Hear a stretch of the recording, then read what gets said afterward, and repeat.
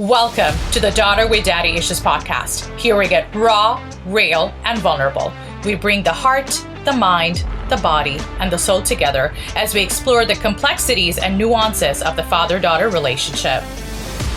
I'm your host, Surzana, and I'm so grateful to be on this journey with you. Follow and subscribe for insightful conversations where we share the spice, the sugar, and the salt, where we share lessons, a lot of laughter, some heartbreaks, and everything in between, where healing and learning becomes a collective experience. This is the Daughter with Daddy Issues podcast for the daughters and their fathers, because your story matters. Our story matters.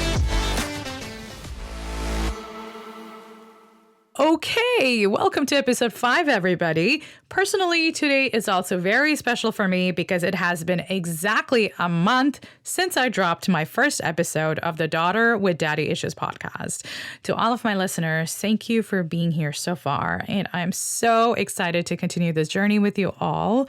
I am recording this episode today, which is 21st February 2024, but I will probably be releasing this episode tomorrow because a lot of work and editing goes behind it before I put it up online. All right, so a couple days ago, I was visiting one of my best friends for the family day weekend here in Toronto. I have known her since grade 3. My friend and her husband immigrated to Canada a couple of years ago, and I am just so grateful to have a childhood friend here in Canada with me. Since you all know, I came here myself when I was 18. So she has been married for 6 years, and this was the very first time that I got to know the story of how they met. So I was asking her husband, how did he fall in love with my friend? And I was asking her questions as well. And at one point, I was asking her husband, what kind of woman was he looking for before he met my friend? And I specifically asked him if he would have been open to someone whose parents were divorced, or as they mention in brown communities, someone who comes from, quote unquote, a broken family. This was not the first time that I had a conversation like this with anybody. And usually I would get defensive. And this was the very first time that I was not defensive. So I want to pat my back and celebrate that I was not defensive. Instead, I was curious. I was curious, and genuinely, I wanted to understand why. And I genuinely wanted to understand that there probably is a very solid and valid reason to not want to marry a woman whose parents divorced or who had a very difficult childhood. So I asked him why, and he said literally what I just said. He said that a lot of the times when people go through such traumatic childhoods, it can affect them in their adult life and adult relationships. And there was no way that I could argue with that. Not anymore, as I'm exploring all the ways I had shown up in the past, whether it was in my relationships or even my marriages, when I would be very emotionally dysregulated.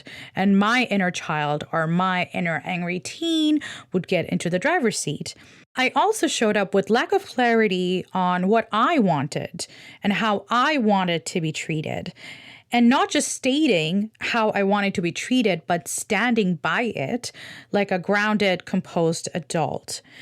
I showed up with a lack of boundaries, putting up with negative behavior, and also behaving negatively after being triggered.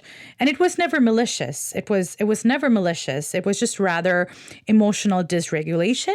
And I don't say that to make excuses for the times that I may have hurt someone when I was emotionally dysregulated, but rather I want to understand it and then explain it and then heal it.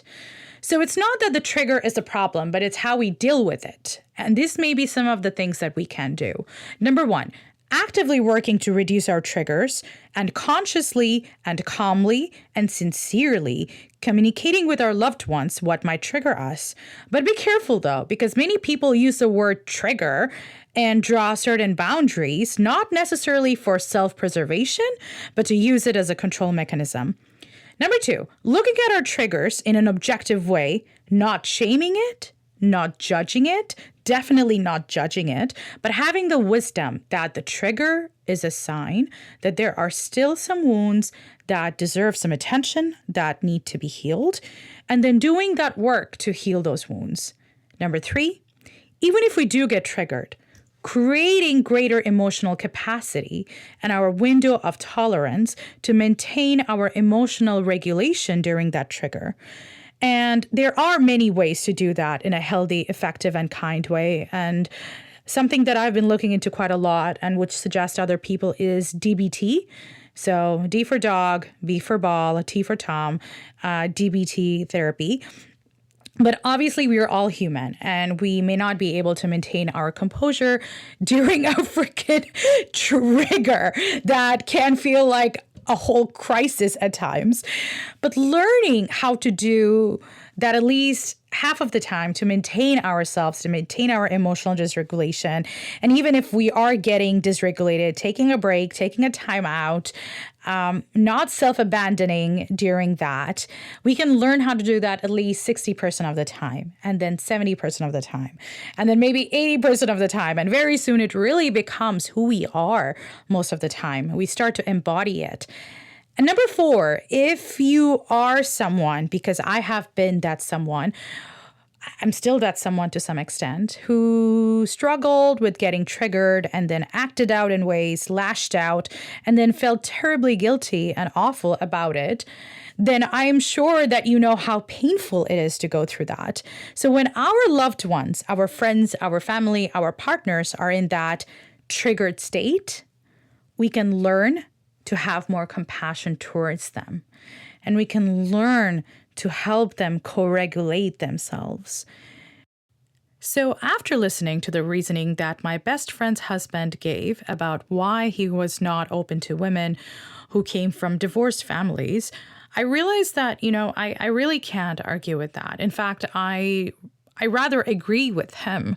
And my reasons for agreeing with him will be addressed at the end of this episode, so please stay tuned.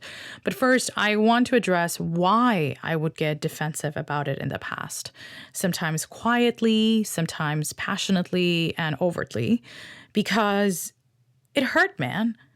It hurt so, so bad. And the only way that I knew how to cope with the pain or the shame that I felt was with anger.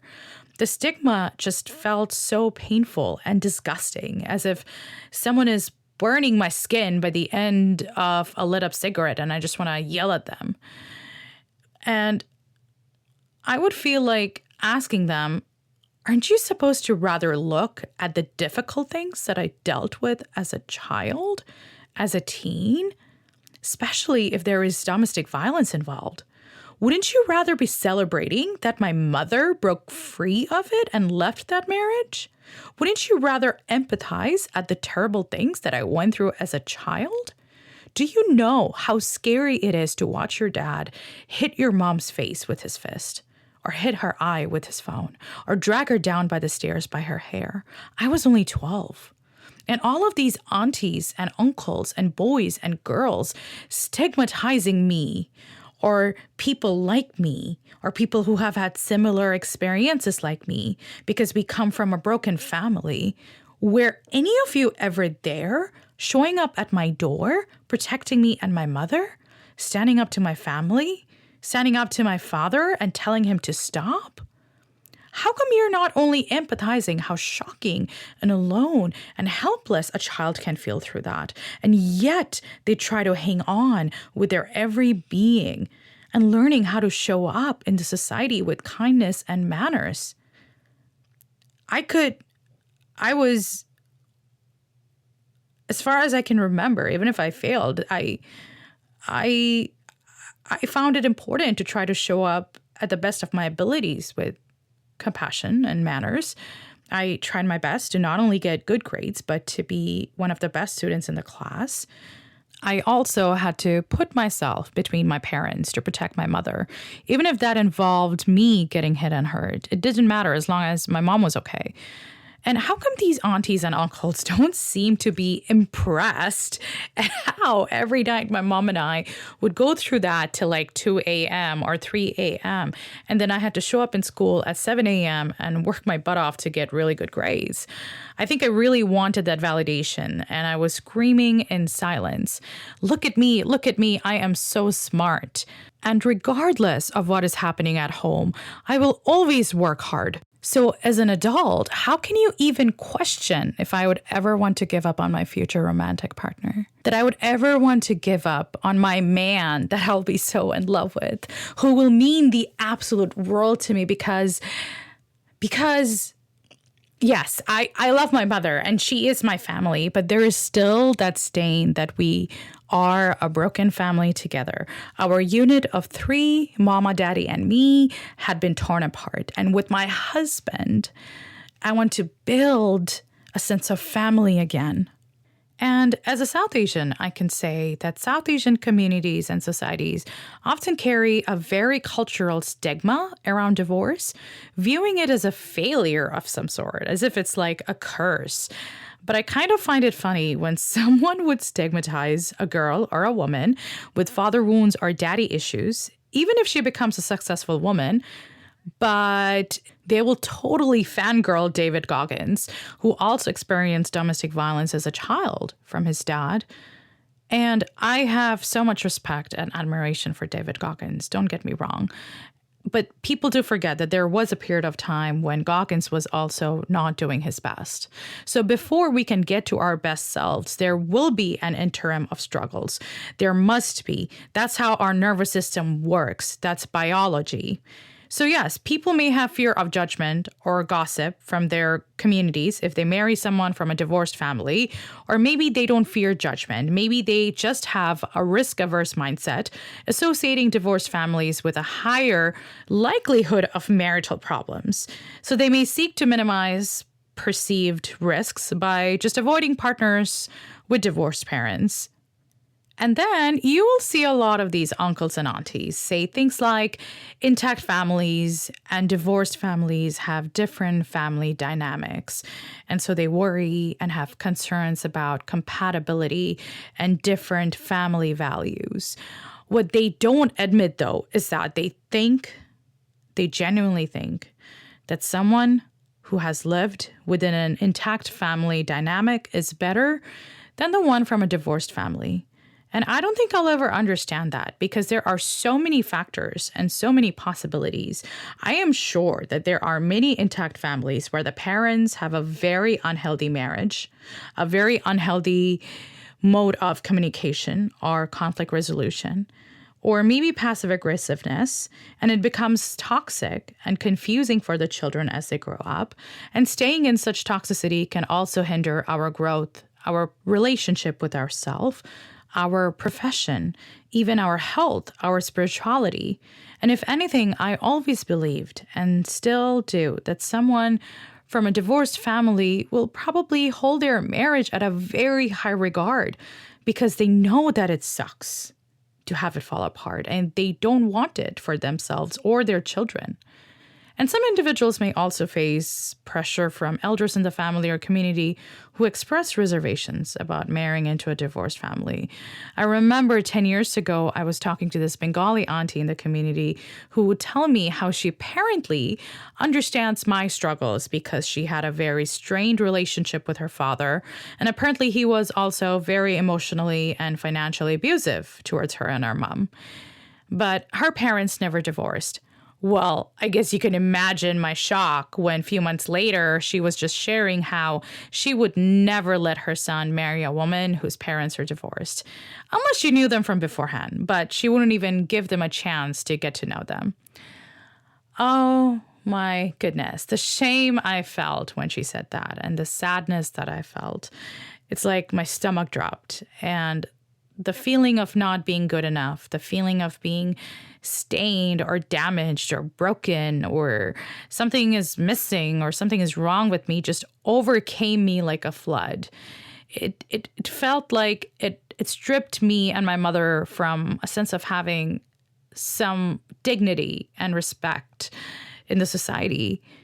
And here's the thing. I have seen my mother and the wonderful and educated and the smart woman that she is. She is not very romantic, but she does appreciate romantic songs.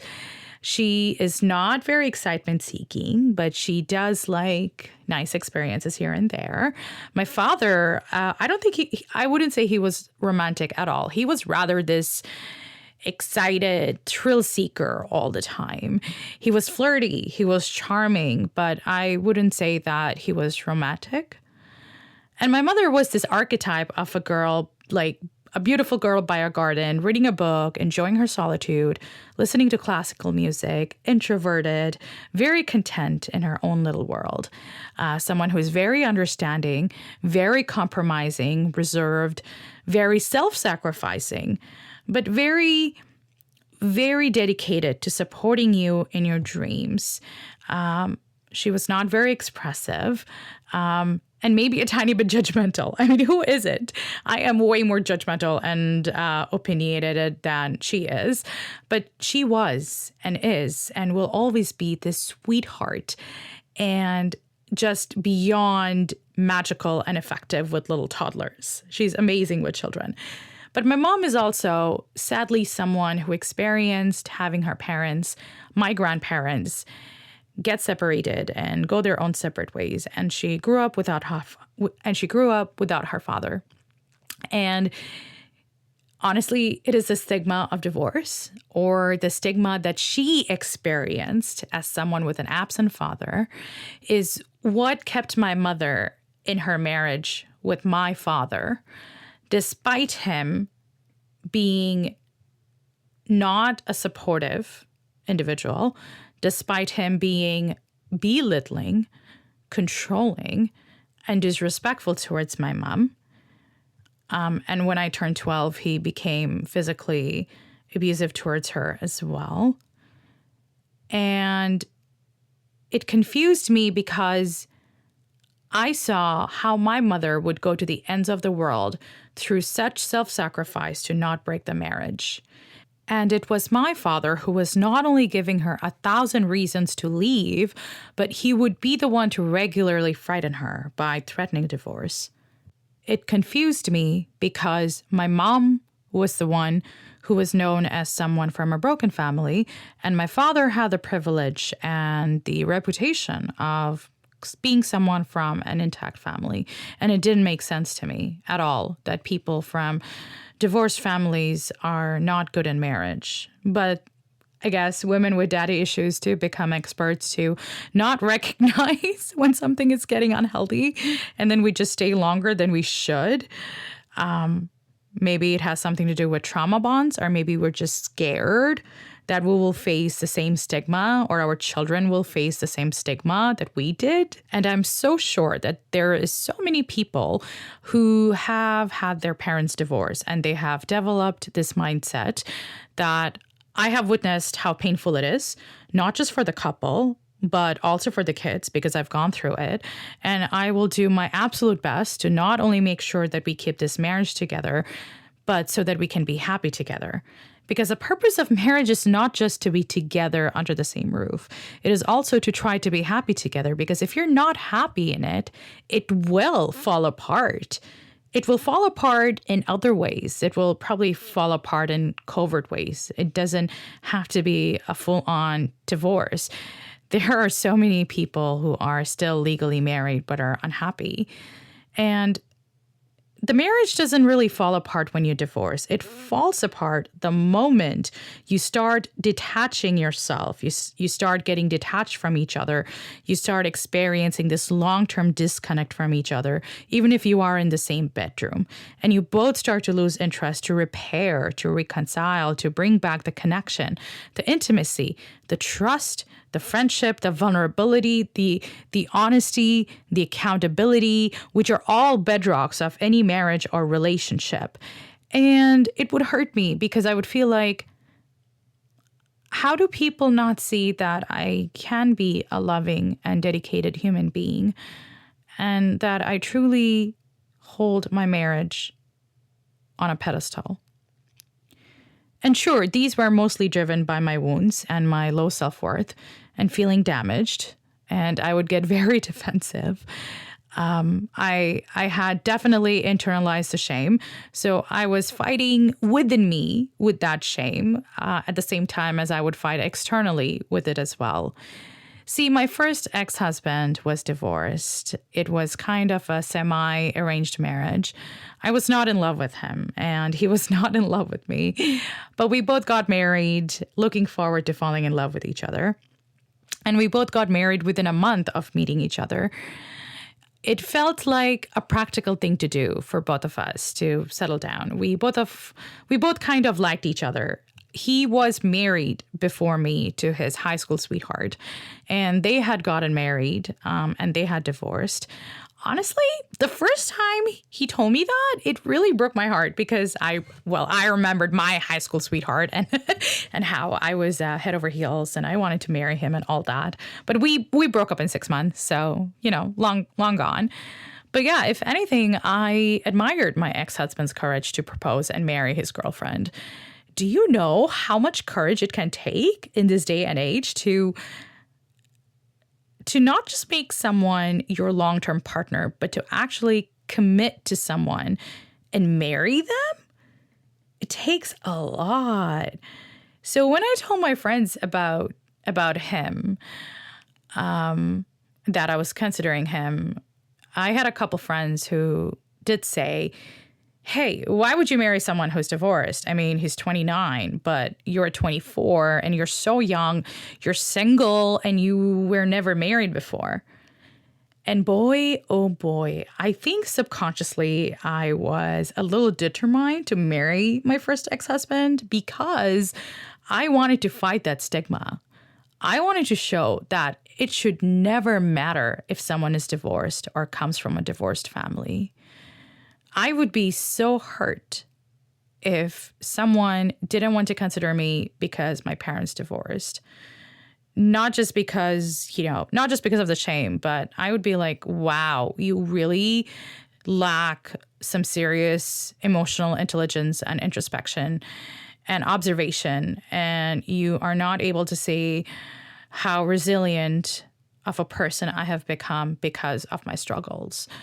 And I wanted to view my first ex-husband that way, that, it is not easy to go through a divorce and then opening up again to someone else. So I appreciated that, right? I appreciated that. And just because someone didn't have their parents divorced doesn't mean that there aren't people who have adverse childhood experiences, including domestic violence, even if their parents stayed together after and showed up in the world as if they were okay. We don't know what's going on behind closed doors. For me and for children of divorced parents, unfortunately, the world starts finding out what's going on behind closed doors, more or less, at least. And sadly, we live in a world where our neighbors are not our safe community anymore, at least in big cities, at least. And now let me talk about why I started agreeing with my girlfriend's husband, okay? So last year, I started taking a step back and started to really dig deep within how my childhood experiences had affected me and the way I choose partners and the kind of partners I attract and how just how I get into relationships and and then the struggles that I face. So I am 30 and I have been divorced twice, and it's high time that I had to drop my defenses and, find out what's going on. My mom warns me how some men may not be interested in me because of the perceptions they may develop because of my parental and past romantic history. Not that I care about that, but I do care about the role that I had played in both my marriages and their endings. I did play a role, and I want to know what was my role. I'm starting to know what my roles were, and I'm not proud of it, and I am in a journey to heal myself. And I will keep learning and healing what my role was, what wounds were showing up that was making me sabotage my relationships, what wounds were still unresolved, what wounds are still unresolved that I'm not being able to recognize. How am I not being able to recognize healthy and safe partnership? What is safety? What does safety look like for me? To what extent do I abandon the emotional safety, the psychological safety that we all need to have as a base? What are the traumas that are still unhealed within me that is making me settle for unhealthy patterns because they might be subconsciously very familiar to me from my childhood? And what toxic situations am I staying in more than I should because, again, they're familiar? And the automatic drive is usually to fight back or to hold on.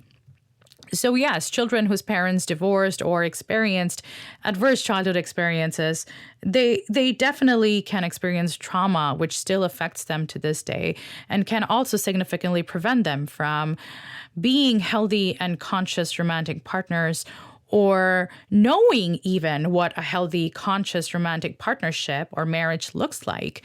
And it does take a lot of work to heal that, right? I will do an episode on just that, on just how trauma can impact our relationships negatively. I'll do that another time. But as an adult, I believe a lot of self-awareness and a lot of courage and a lot of vulnerability and a lot of openness to external help and resources are required to be able to face our inner darknesses, our wounds, our shadows. And it takes even more courage because we know that doing just that is important for our healing, but it can also bring up a lot of pain to the point that our emotional pain may start to feel like physical pain. And it can definitely cause hyperventilation and anxiety or even depression. I remember I was talking to a friend of mine and she had some childhood,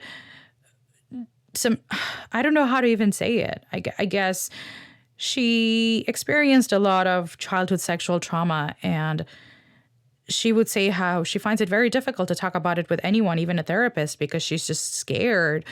She's just scared to talk about it, to bring it forefront to her memory. So yeah, it can be a very hard process, right? It can be a very difficult process. No wonder many people, would rather avoid it or suppress it or even deny it as they continue through their life. And so this brings me to my next point. What is trauma? Again, I will explore this in more details. I think I just need a full 20 to 30 minutes to talk about what is trauma. But in short, right now, one of the reasons why trauma takes place is when something difficult is going on and there is a lack of safety or a lack of return to safety, all kinds of safety, emotional, psychological, physical. And a child looks upon the adults around them for that security and safety. What we often don't talk about or understand is that when a child experiences the divorce of their parents or other adverse childhood experiences, the potential for the traumatic effects can be significantly mitigated or diminished when the community, families, family friends, neighbors, whatever, when the community shows up in a supportive way, in a loving way, and the loving way is always a non-judgmental way. Trauma often arises in situations that is marked by a lack of support, lack of understanding, and lack of safety during difficult times. However, a community that rallies around the child with empathy, with resources, and just healing, supportive attitude, and a non-judgmental attitude, all of these can serve as a crucial protective factor.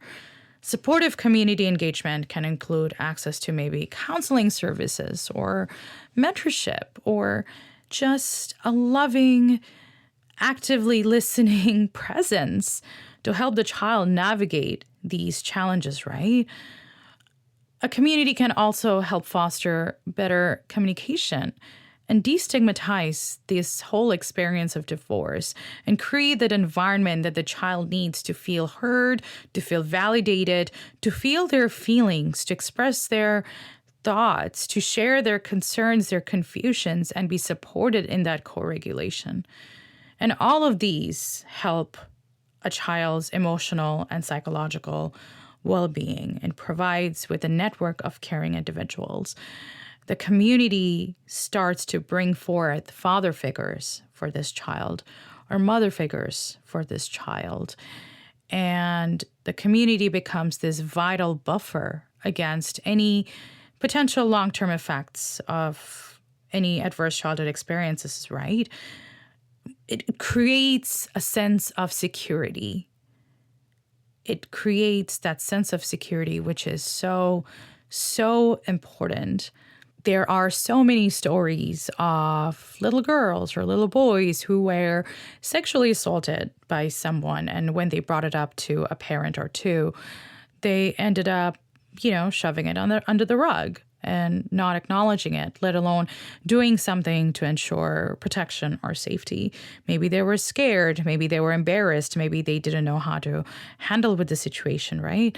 But I don't want to digress. I do want to say that instead of stigmatizing and instead of being afraid that a person with divorced parents might be not suitable or compatible because of the effects of their trauma, instead of, being in our couches and judging, maybe if our community showed up with more resources and support and sources of safety for both the children and the couple who are going separate ways and supporting them in that journey of separation and divorce and helping them to do it in an amicable, healthy, and graceful way, this will really reduce the stressful impact that could have been on the children otherwise.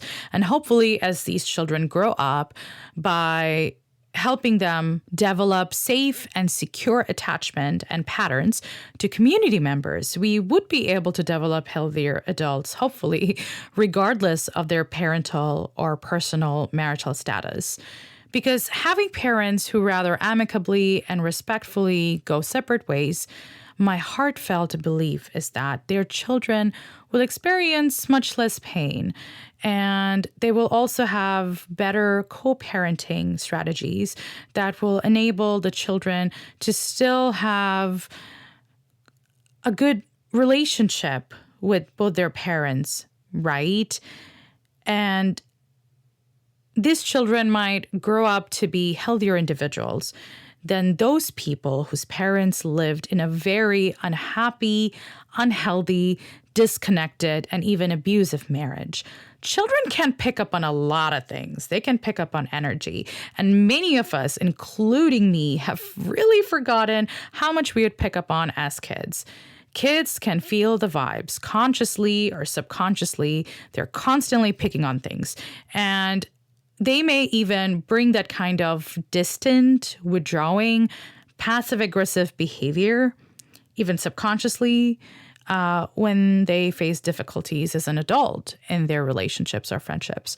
What's worse is that as adults, they can even think that nothing is wrong with that because even though their parents were like that, they didn't divorce, right? They quote unquote survived that marriage, right? So when did divorce become a sign of failure? I don't know. Why don't we rather say that a marriage failed when two people stopped caring for each other's well-being, or when two people or one of them refuses to understand their partner's perspectives, thoughts, feelings, and what's important to them? That's when a marriage fails. Listen, all I know is, yes, my parents' divorce did affect me. Yes, the divorce and everything did create a lot of wounds, and I am still in the process of healing them. But first, what affected me was their unhealthy marriage. Their unhealthy marriage affected me first, and it affected me more. The divorce was, in fact, a relief. The divorce brought me to safety. The divorce started giving me the space where I could start contemplating on the wounds that I needed to heal and my patterns and my nervous system and my trigger responses, right? And the inner child healing that I needed to do, the inner teen healing that I needed to do, the integration I needed to do, the healing of my nervous system that I needed to do. yes, my parents' marriage and divorce affected me in terrible ways that I'm still healing from.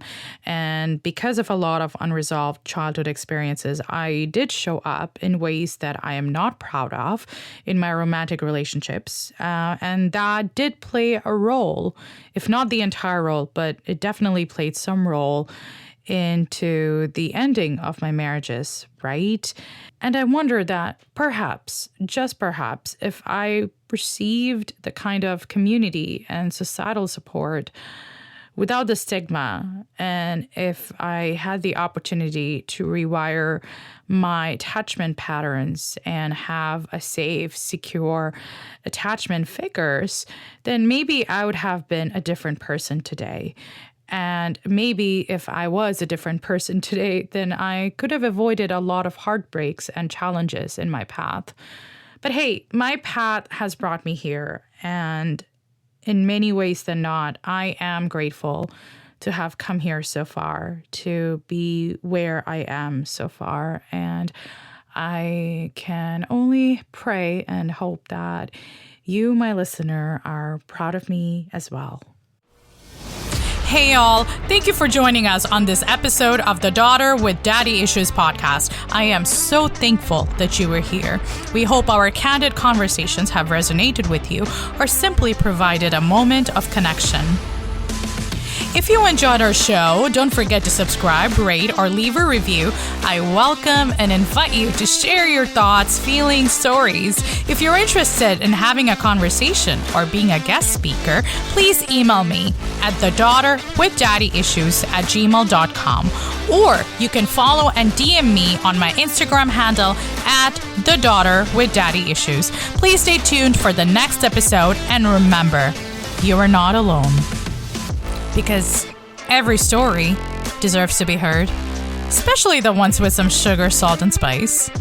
And I thank you for being part of my story. See you soon.